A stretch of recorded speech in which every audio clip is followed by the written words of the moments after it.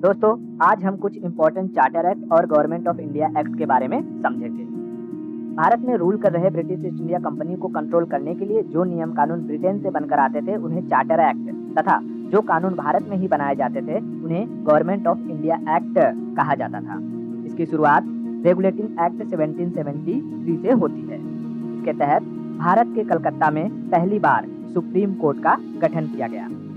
कलकत्ता के governor general की power बढ़ाते हुए बम्बई और मद्रास के गवर्नर को उसके अधीन कर दिया गया।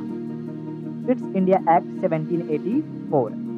इसके तहत ब्रिटिश ईस्ट इंडिया कंपनी में करप्शन को कम करने के लिए बोर्ड ऑफ डायरेक्टर तथा बोर्ड ऑफ कंट्रोलर के पोस्ट को लाया गया। Charter act 1786। इसके तहत भारत के गवर्नर जनरल को वीटो पावर दिया गया। Charter act 1830।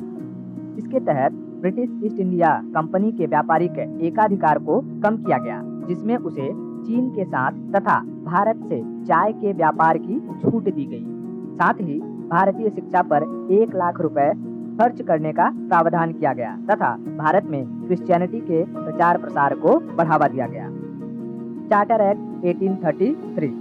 इसके तहत ब्रिटिश ईस्ट इंडिया कंपनी के व्यापारिक एकाधिकार को पूरी तरीके से खत्म कर दिया गया और साथ ही लीगल एडवाइस के लिए एक विधि अधिकारी को नियुक्त किया गया।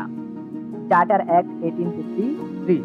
इसके तहत पहली बार भारत में खुली प्रतियोगिता का प्रावधान किया गया और साथ ही ब्रिटिश ईस्ट इंडिया कंपनी में एक लीगल काउंसिल को गठित किया गया।